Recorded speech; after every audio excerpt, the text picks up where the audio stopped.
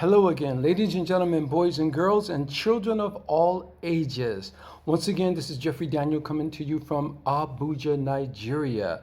Today is 2222, February 2nd, 2022. So today is 2222.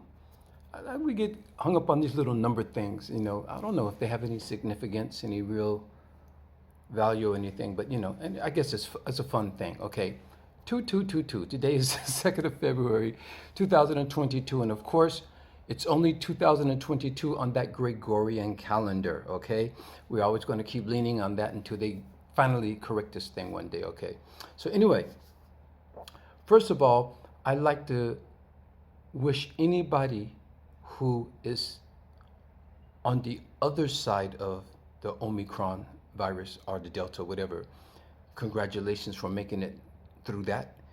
If you are going through it, I wish you a speedy recovery. And if anybody has succumbed to it, or if you know anyone who has succumbed to it, I give my condolences. But from all records of what we're hearing, our reports is that the Omicron isn't as severe as the Delta and the previous variants. So I think people, it's as transmissible as it is not as severe. So a lot of people it was like a mild flu. I had it just before Christmas and through the holidays. I was down with it, but it's just like a mild flu. I had body aches, cold sweats. I was coming up with phlegm, a little of that. It'll last for like 4 days or something like that. The cough, after I recovered, I had a little cough that lingered for a while. It was a dry cough that lingered a little while after it was gone, even after I tested negative on the PCR. It lasted for a little while, and they say that's normal. Some people's cough lasts even up to a month or so after the virus has played its how to say, as it's played its role out of their body, as it's run its course or whatever. So anyway, I want to thank everybody that's tuned into YouTube or whatever outlets to see my song and listen to my song Back to the World. We got to take it back to the world. We all have to start acting like humans again. Let's start it all again. I thank you guys very much. If you haven't tuned into it, you guys go to YouTube, look for Jeffrey Daniel Back to the World. And if you have listened to it, tell a friend. If you haven't listened to it, listen to it and tell a friend. And while you're at it, check out Jeffrey Daniel Make Love Great Again. I have 2 songs out there now, you guys. And they're all pertaining to what we're going through, our human condition, our social condition, what the planet is going through, what we're going through as humans. Okay, so you guys, I think you'll appreciate it. Okay, so I'd like to thank all you guys for giving me your feedback on that as well. Let me get my disclaimers. Anything I stand for and say is not meant to be discriminative against any group of people, any individual, or any race of people. I am not a racist. And I like to bang on topics and issues. I don't like to bang on individual people unless you deserve it. Okay, so you guys, all right. So check this out, you guys. So excuse me for being scruffy today. I was in all day. You know what? I was really working on a totally different subject. But to be honest, this commentary, I started off composing something totally different. But after witnessing a couple of recent events, I felt compelled to respond in real time as this issue is running very concurrent. Excuse me, you guys. So I wish I really didn't have to talk about this, but it's my onus to talk about it. I want to talk about a lady named Karen Elaine Johnson. Okay? Karen Elaine Johnson. Now, how many of you know this name? Raise your hand. I can't see you, but you can raise your hand. If you have ever heard of the name Karen Elaine Johnson, raise your hand. Now, I'm sure most of you, in fact, almost all of you, will not be familiar with that name because she shows her professional name as Whoopi Goldberg. Now you know who I'm talking about, okay? Of course you do, because she's one of the only out of 16 entertainers in history to win an Emmy, Tony, Grammy, and Academy Award. And that's quite an achievement, wouldn't you agree? So Whoopi is agreeable one of the world's most successful entertainers. But I'm not here to discuss her career or her accolades. I'm here to discuss the latest victim to be attacked and ostracized by the infamous ADL. Yes, I'm going in on that, you guys. To be precise, let me read a couple of trending headlines, okay? Now, one headline says that ABC suspends Whoopi Goldberg over Holocaust comments. And another reads, Whoopi's agents are panicking. She may have ruined herself for good. Now that's a very profound statement. She may have ruined herself for good? After the ABC network has suspended her TV appearances for a reported couple of weeks, and ABC, the American Broadcasting Company, the American Broadcasting Company is a very huge institution. So in order for such an organization to act so quickly and taking one of the industry's biggest stars off the air, I'm sure there must have been a major violation or criminal act incommensurate to this punishment, you know? We're talking about ABC, you guys, you know. I don't know, you know. So what was this heinous crime committed by Miss Karen Elaine Johnson, aka Whoopi Goldberg, that has rendered her not fit for employment on one of America's biggest television networks? She is quoted, and this is in her response to the removal of a Holocaust book from public schools, as saying, she is quoted as saying, "The Holocaust was not about racism. If you're going to do this, then let's be truthful, because the Holocaust isn't about race." And that's her perspective, okay? So, let's get this straight.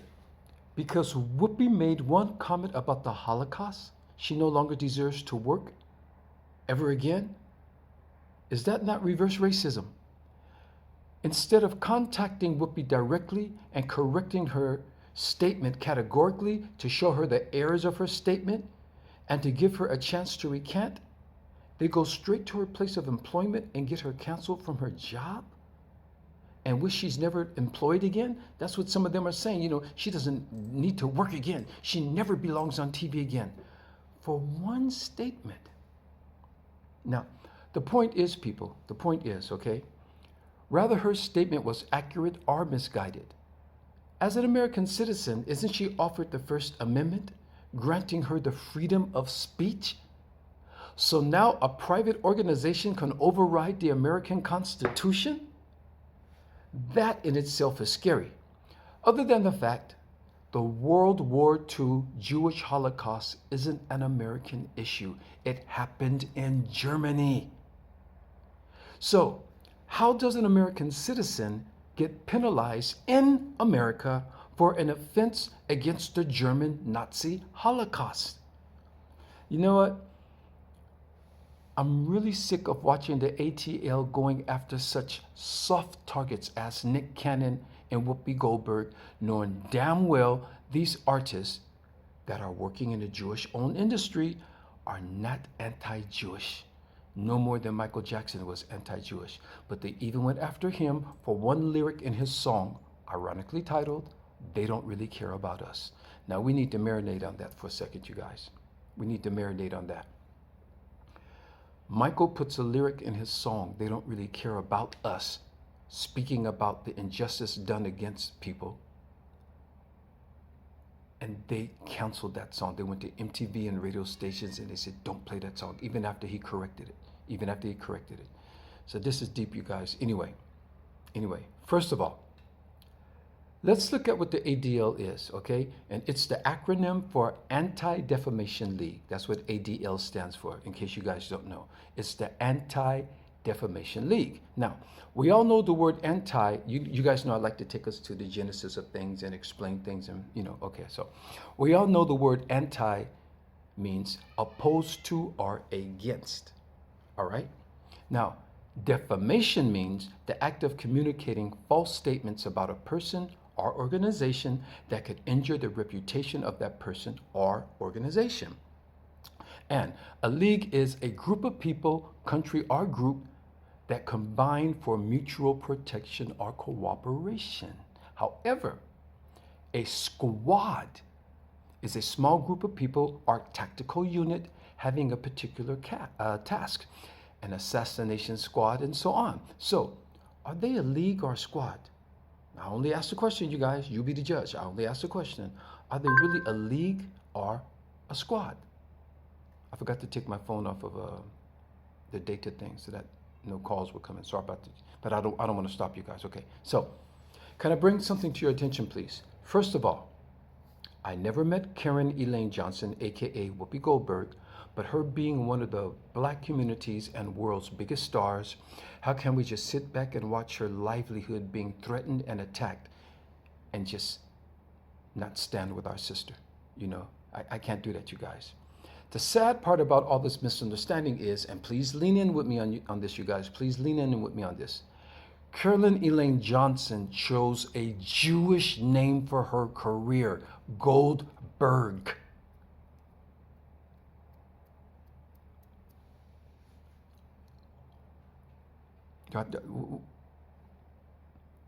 Okay, your guess is as good as mine.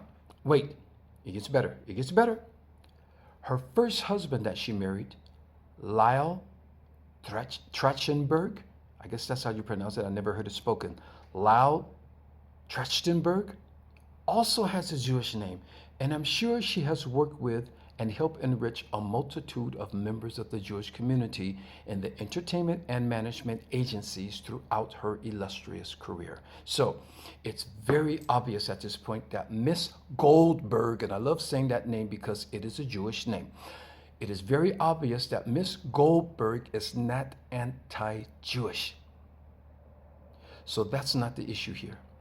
So if in the event she has said something that the Jewish community may not agree with or they may find offensive, wouldn't it behoove them to contact her, their fellow namesake friend, pull her to the side and correct her with what they deem as factual information and allow her to see her wrong?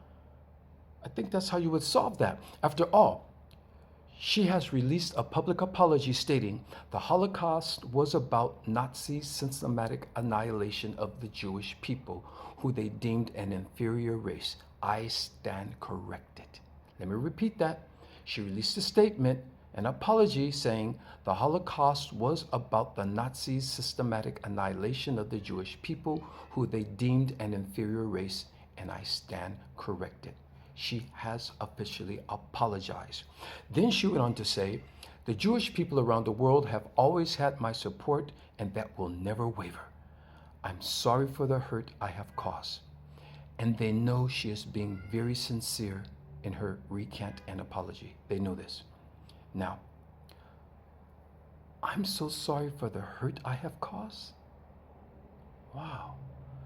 But we were raised on sticks and stones may break my bones, but words can never hurt me. Isn't that what they taught us? That's what they taught us, right?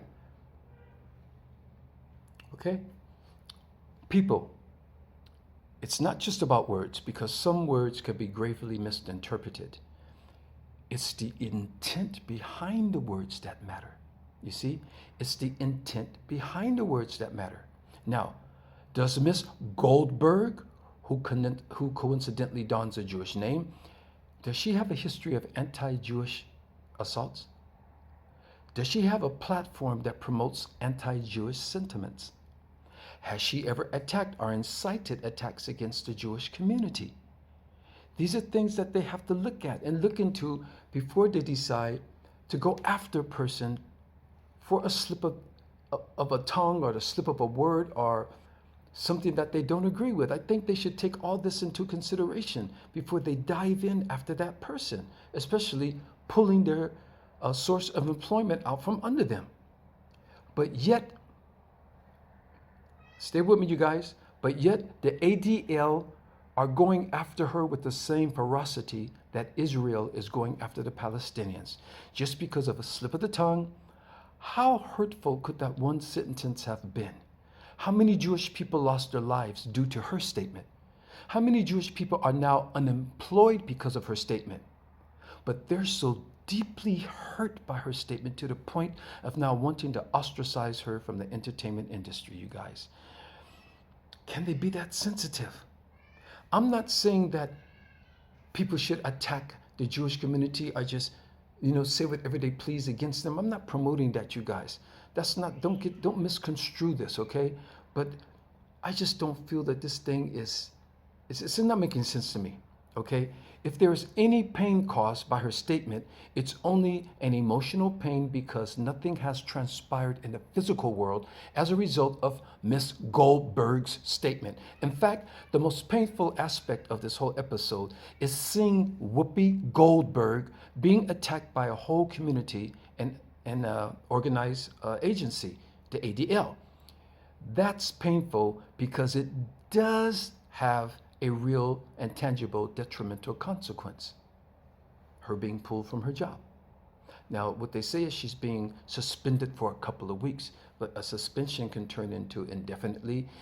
Anything can happen in the course of this, okay? As these people are re-examining or going through this, anything. But you know, I'm responding to this in real time, so we don't know how this thing is going to play out. But I have to respond to what I have seen in my time, okay? Here we go. It is said that the good character of a person is in their ability to show empathy, understanding, and patience with those who they feel have faltered. Now, as she has already publicly apologized. So, now, if that person has been corrected and refuses to acknowledge their offensive stance, then I can understand a reaction to address the assault. It's funny how they're so quick to go after individual soft targets that are clearly not even anti-Jewish. And they know they're not anti-Jewish when there are authentic anti-Jewish hate groups out there marching and attacking synagogues and spreading anti-Jewish rhetoric that have nothing but malicious intent against the Jewish community. And these people pose a real danger. They pose a real threat and danger to the Jewish community. And they know who these people are. Going after Whoopi's career solves what? I have nothing more to say about this except maybe it's a wake-up call for Whoopi and all these other celebrities who think they're in so good with the Jewish counterparts. There is now a history of the ADL attacking individual people for having an opinion. So, next, opinions are illegal. Actually, they are becoming illegal on social media. People are being canceled and put into Facebook jail or having their YouTube or whatever canceled or suspended for their opinions. But 2 points stand out in my mind. One is, after reading more write-ups about this whole fiasco, it was Whoopi's view that the Nazi Germany Holocaust was about two white people against themselves. That's why she said it wasn't about racism. Because from her perspective, and leaning with me, if any of you Jewish people are listening to this, and I pray some of you are, I want you guys to please take this into consideration, okay? And this is the whole crux of it, okay? Here's the whole crux of it. It was Whoopi's view that the Nazi Germany Holocaust was about two white people against themselves. And that's a very common misconception. Whoopi did not live in Nazi Germany during World War II, so how is she to know what Jewish typically looked like back then? But she deals with American Jews on the regular, and they have assimilated into white America. So that is, it's not Whoopi's fault, you guys, okay? From her perspective, in her world, all she knows are a portion of the Jewish community that have assimilated into the white American society. That's what she knows. That's what she's been exposed to. Excuse me. They have taken on American and European names and concealed their Jewishness in order to blend in with white America and Europe. So now they want to blame Whoopi for being exposed to that. There's a plethora of Jews in America who hid their Jewish identities in order to blend in with white America. For instance, let me give you guys just a couple of examples, because there's so many, there are many, you know. And this whole thing is inconsequential to me. What do I care about who's a Jew, who's not a Jew, who's a Caucasian, who's European? That doesn't mean nothing to me, okay? But I never knew Harrison Ford was a Jew. He even played a white American president in the movie Air Force One in 1997, as well as his infamous role in Star Wars. So if he is not acknowledging his Jewishness, how are we supposed to recognize it? It wasn't until Natalie Portman finally came out and announced her Jewishness that we knew that she was a Jew. There are still a few Jews who wish not to be acknowledged as Jews. So is that Whoopi's fault for thinking that they are one and the same as whites when they themselves are assimilating themselves into the white society? You guys see what's going on here? So, this mistaken identity was not a product of Whoopi's imagination or her hate for anybody. It had nothing to do with hate or dislike. But something, a portion, not all of the Jewish community cultivated and established. I was born in and grew up in America, but I never knew there was a difference between Jews and American whites until I was finally in direct communications with them.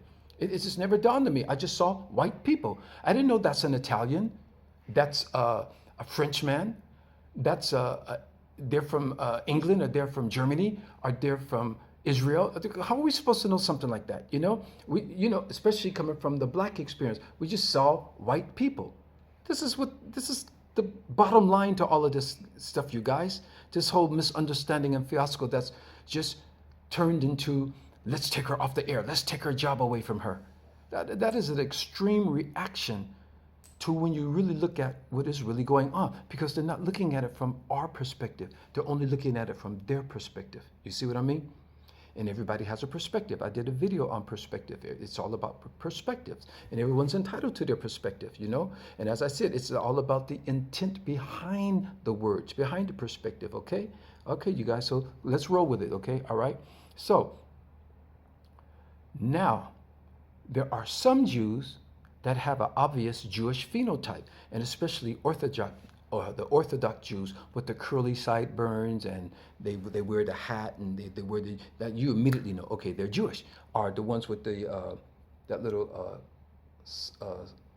skull cap, on the back of their head like that, right off the bat, that's Jewish.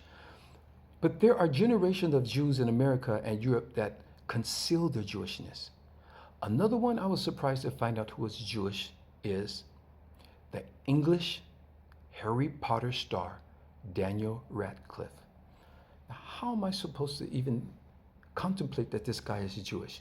He's English, he speaks with an English accent, and he starred in Harry Potter. I'm looking at an English actor. Not that I'm even trying to distinguish where people are from. That's the farthest thing from my mind, unless there's some, purpose for it. But I'm just looking at an English actor.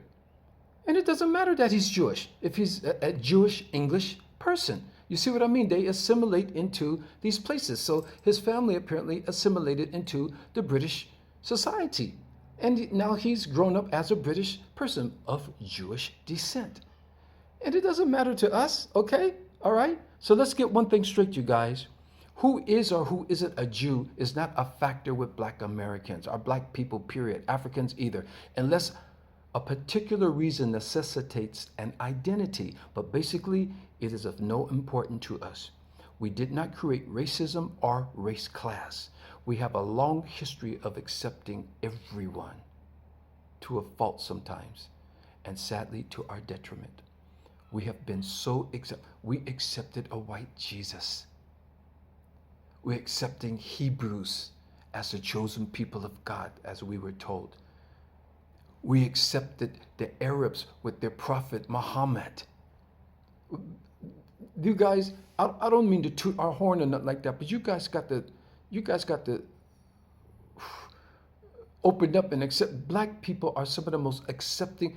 If we weren't so accepting, we would have had our borders closed on the Egyptian Empire, and we never would have let any of them in. And there never would have been the Greek Empire. There never would have been the Roman Empire. There never would have been the European. There never would have been a Spain if we had closed off our borders. But we were so accepting. We're so accepting, and we still are to this day, living in these multiracial societies or European-dominated societies. We're still accepting. Even here in Africa, when the Europeans come here, when the Chinese or the foreigners come here, we're just so accepting to a fault. To a fault, you guys. So for them to come and point a finger at us to call us anti-Jewish, I don't want to say anti-Semitic because that's a different story, you guys. That's a different story. It's impossible to be anti-Semitic because a Semitic isn't a people, it's a language. Arab is a Semitic language. Syria is a Semitic language. Aramaic is a Semitic language. Hebrew is a Semitic language. It's not a people, it's a language. It wasn't until the 1800s that they started coining it as a Semitic people. You guys, it's so deep, you guys. But I'm not here to school people who is what and who is that. That's not here. I'm just trying to get to this thing against our sister Whoopi, okay? All right? So it's not important to us who is a Jew, who's not a Jew, who's this, who's Italian, who's that. Sylvester Stallone's Italian. We loved him. Arnold Schwarzenegger came out of Austria by way of Germany or whatever. I'll be back. We loved him. We loved him. You know, we don't discriminate like that. So for them to come back and point a finger to somebody like Whoopi Goldberg, who has acted in numerous movies among all these racial people, and she employs Jews, I'm sure, in her accounting or her agency or her management or this and that, and she took on a Jewish professional name, Goldberg. You almost can't get more Jewish than that, even though these names are coming out of Germany and that, coming out of Russia, because these people came out of the Akhenazis through by way of Russia and Germany into Europe and then over to America. You guys, but I'm not here to school on that, you guys. That's another story. I'm being real with you guys. I'm keeping it 1,000 plus, okay? Now, and let me wet my whistle real quick. Let me wet my whistle. I wasn't even supposed to do this, you guys. I was working on something else, but I saw our sister in trouble. And it would have been highly remiss of me just to ignore that and go on with something else. Because there's so much going on in the world, you guys. Right now, black colleges are being threatened with bomb threats. Look at what we're going through. Our Holocaust is still ongoing. The Jewish Holocaust ended in 1945. Our Holocaust started over 400 years ago and still in progress. If anybody has to bitch about the Holocaust, it should be us. It should be us. Anyway, finally, what I found peculiar is that this whole fiasco happened on a television talk show. Now, wasn't that the perfect place to talk about it and rectify this whole issue? Not suspend the person in question.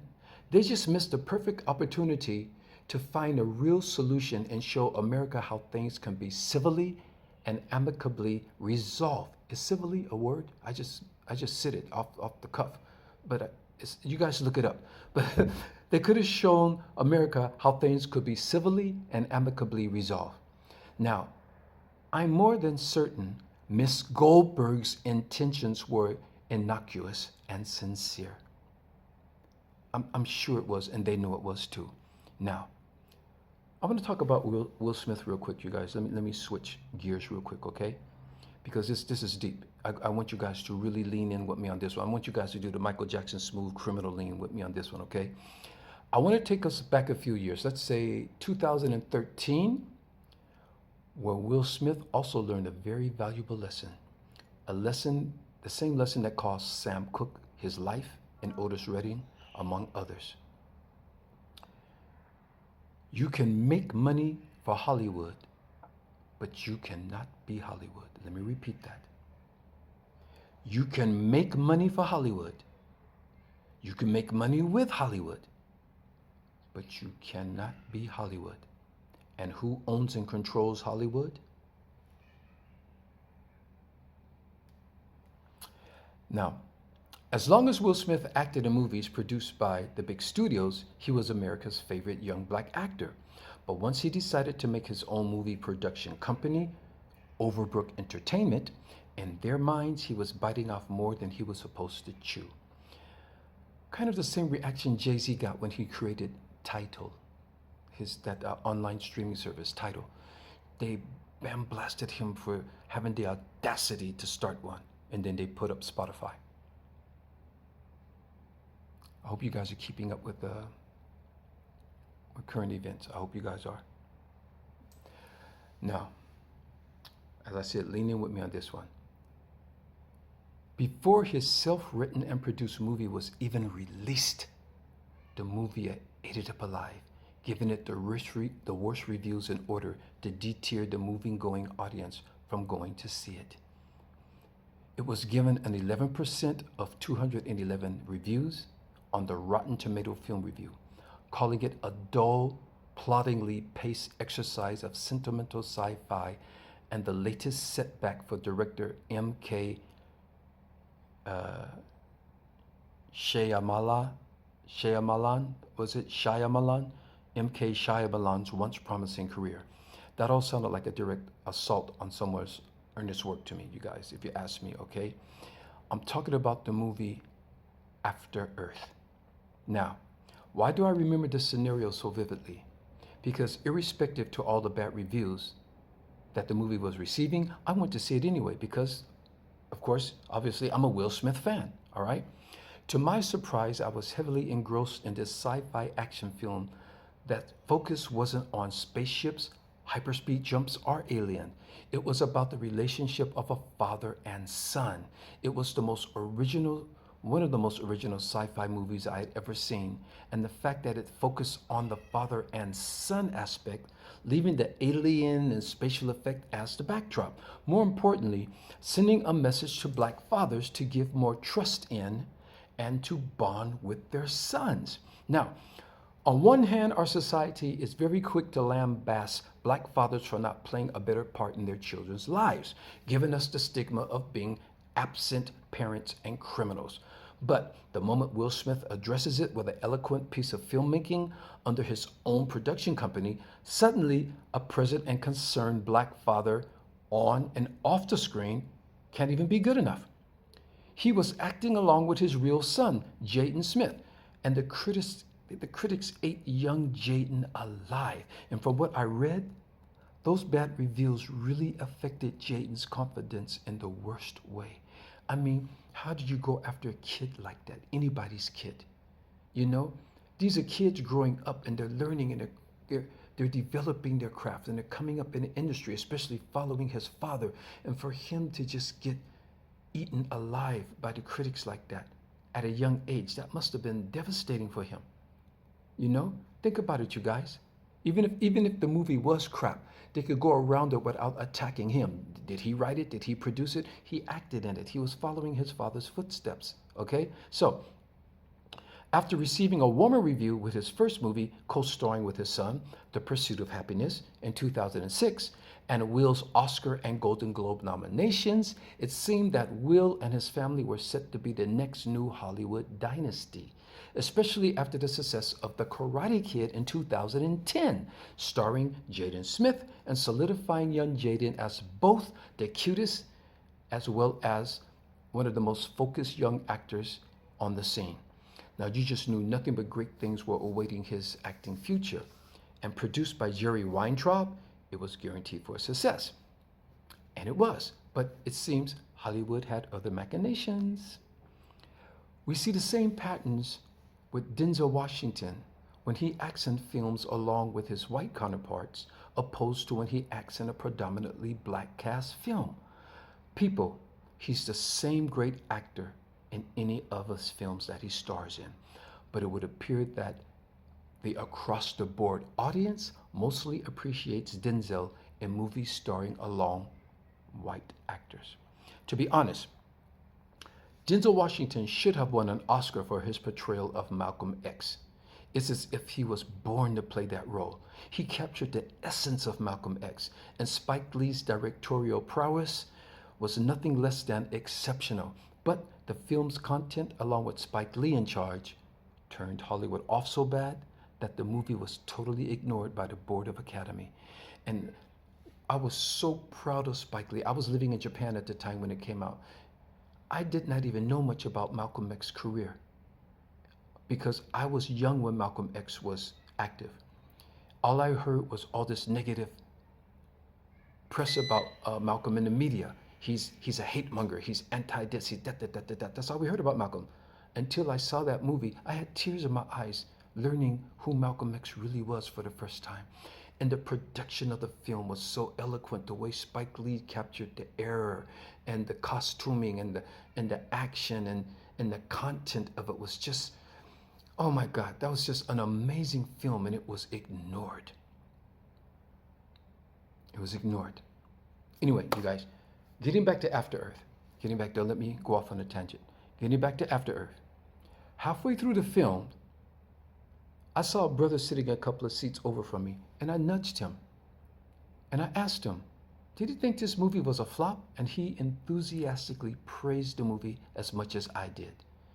We were both like, what was all this bad press for? This movie was amazing.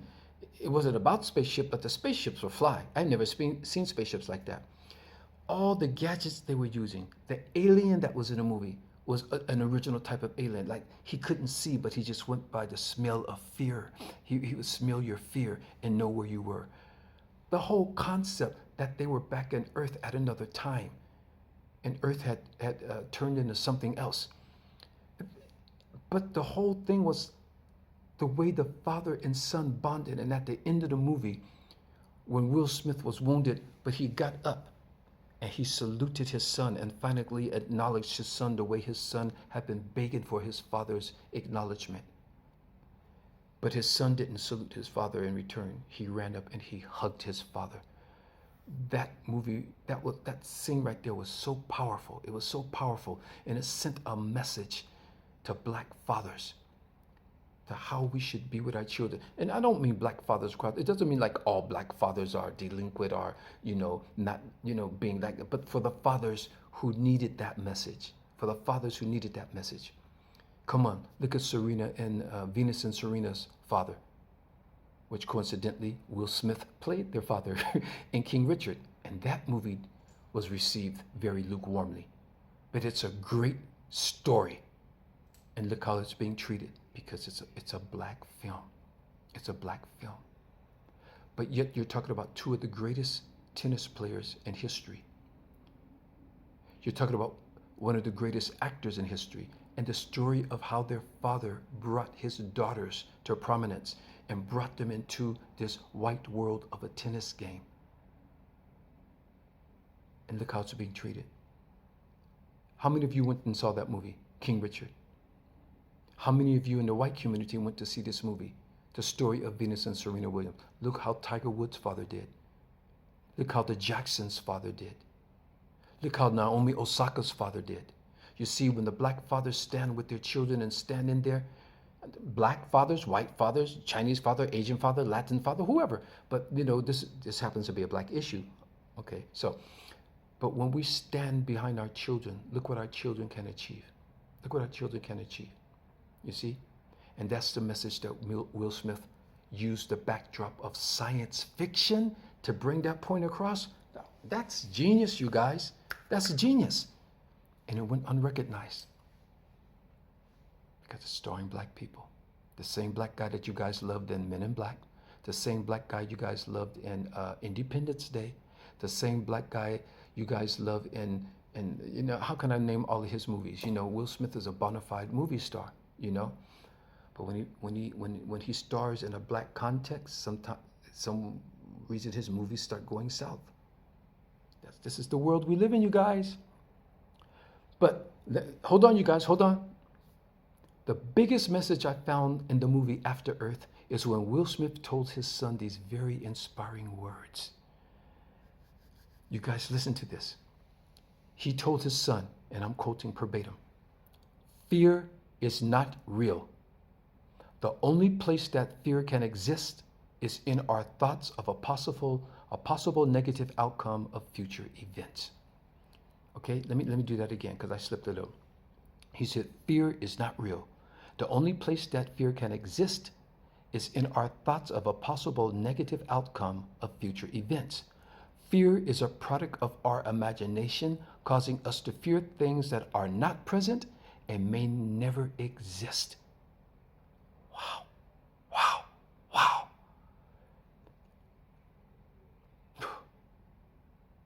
That's one of those, when you say something like that in church, you get up and it's like, whoo, Thank you, Jesus. And you get up and start shouting. You start buck dancing. When you run across something like that, you got to buck dance. You know, you got. Come on, you guys. Let me say this whole thing again because this is so profound. This is so deep. Fear is not real. The only place that fear can exist is in our thoughts of possible negative outcome of future events.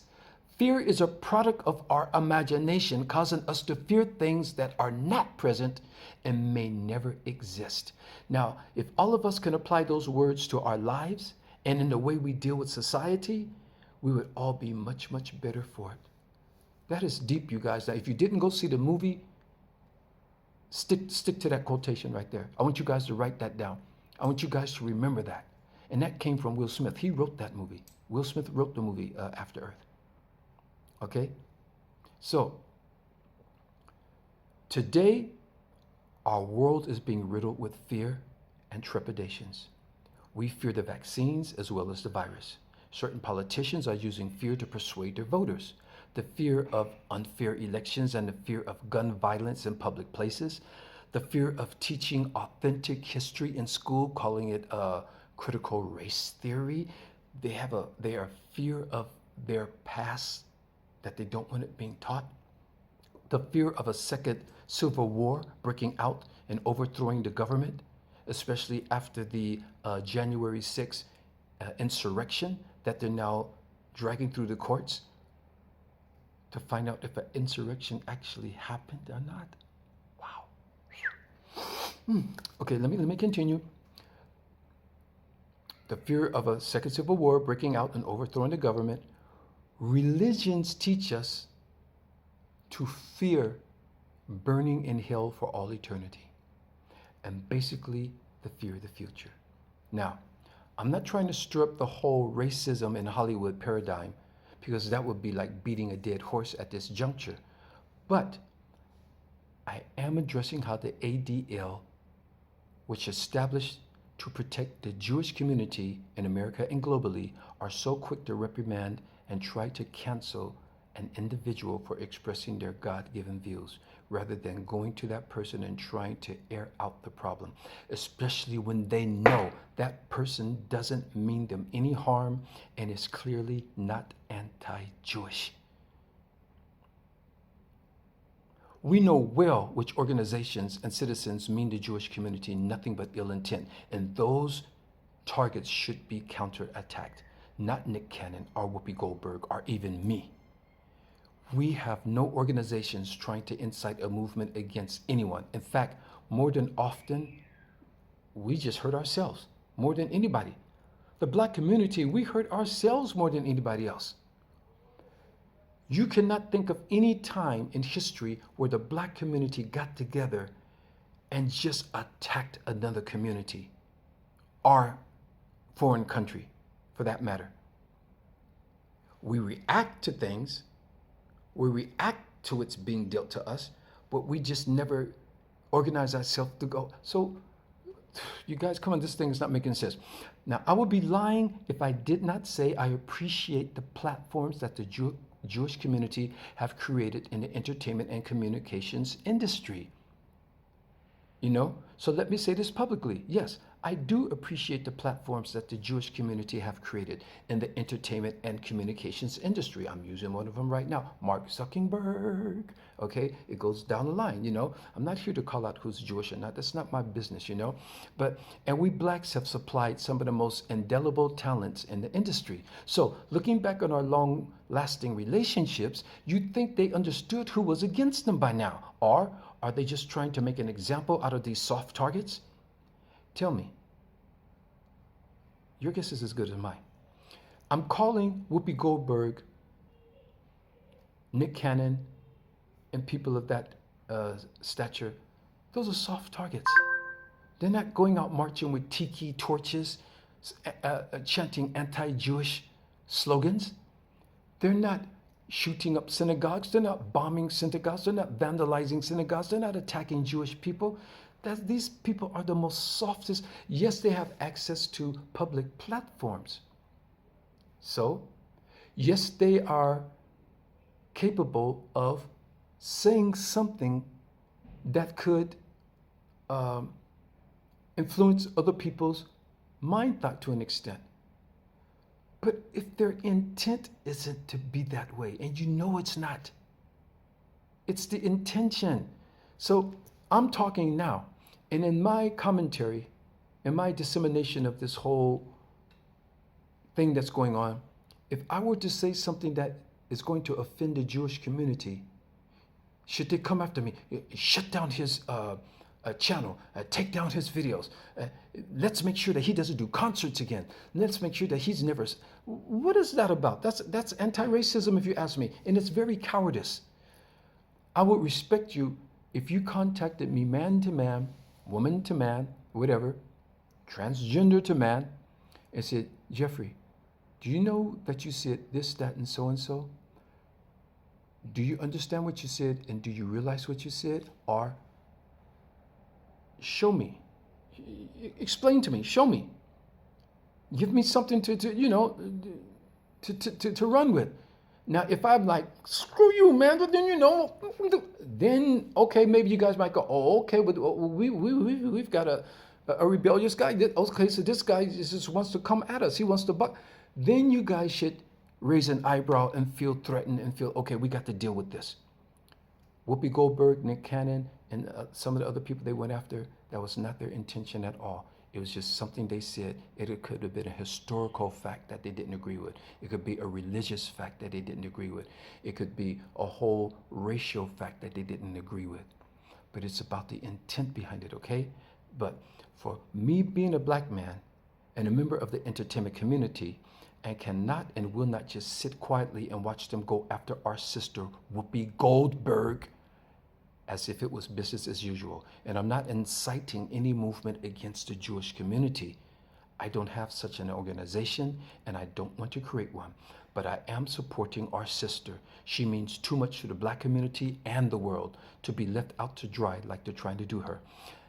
That is an abomination that's much worse than mistaken racial identity.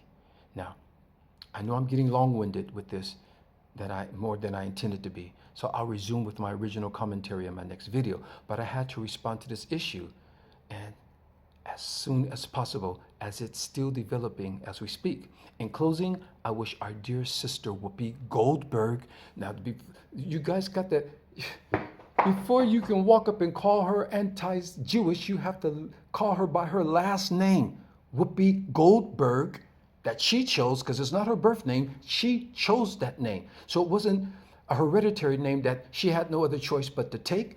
She chose that name, Goldberg. She married a Jewish guy. She's in the Jewish industry, the American Jewish industry. Every major film company, Warner Brothers, they're Jewish. Metro-Goldwyn-Mayer, 20th Century Fox, they're all owned by Jews. The TV networks, social media, most of it, if not all. So, and we're using this, we're working with you guys, we're living with you guys. So unless there's not a real honest threat and attack against you, how do you go after people the way you do? I'm not saying if something offends you, you should ignore it. I'm not saying that, but it's how you should address it. How am I addressing it? Am I saying, you guys, let's not take this, let's go out there? No, I'm not doing that. I'm appealing to your better nature. I'm appealing to your better cognitive facilities on this issue. Okay? Okay? So I got to keep repeating Goldberg as I wish the Jewish community all the best in this new year and beyond. I also wish every other community health, wealth, and happiness, you guys. Okay? I wish Whoopi the best. I hate to see our sister go through this, as she has given so much and she has been through so much. You guys, that's not a way to end her career after giving so much and going through so much with the Jewish community, for the Jewish community. And one sentence can take her down like that in America, and she's an American citizen.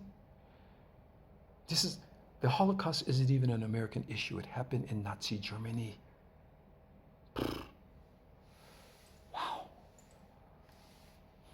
Isn't it funny that I can go outside right now and say, well, you know, the bombing of Pearl Harbor was planned. The American army was in on it. Nothing's going to happen to me. But if I say, you know what? I don't think there was really 6 million Jews murdered in the Holocaust because the Jewish population in all of Europe wasn't even 6 million at that point. Now, if I were to go out and say that, they're coming after me. They're coming after me. That's a league, or is that a squad? Or shall I say, is that the actions of a league or the actions of a squad? Because that's what a squad does. I'm gonna leave this alone, you guys, and I'm gonna let you guys, this is for you guys, as I always say, it's your perspective. It's your perspective. I'm just giving you guys my perspective, I try to stay on the periphery of these matters and get a bird's eye view and look at, not all truths are comfortable. Some truths are uncomfortable, and the truth has no obligation to be uncomfortable. It just has to be honest. That's what I always say to you guys, you know. So you guys, as I always say, spread the love. That's my slogan, spread the love. I wish you guys to check out my song, Make Love Great Again. It's on YouTube, Spotify, whatever. I want you guys to check out my newest song that was released December 17th, Back to the World. I'm talking about let's all take it back and let's act like humans again. Let's go back to the world. I'm talking about love. I'm talking about empathy. I'm talking about understanding. I'm talking about peace. I'm talking about unity. And we need it now more than ever because things are getting so separated. America is going down an abyss, you guys. I'm thinking America cannot be saved and if it continues on the path that it's going, you guys. And I predicted if America didn't change its ways, that it was going to go. So let's see how all these things are going to play out, you guys. I pray all of you guys get through this pandemic as it seems to be weaning out a bit. Maybe this Omicron looks like the end of it. Let's see what's going to happen, you guys. We don't know. We can't predict it. I wish you all love, light, and happiness. Spread the love. Let's go back to the world. Let's make love great again. I love all of you, and you guys know I'm sincere when I say that. I love all of you very much. This is Jeffrey Daniel, Abuja, Nigeria. Sorry I took so long, you guys, but you know, this is a very passionate issue. God bless our sister Whoopi Goldberg. God bless the Jewish community. God bless the African community. God bless the Asian, the Latino, the Caucasian community. God bless the world. God bless the universe, okay? Thank you, guys. Take care.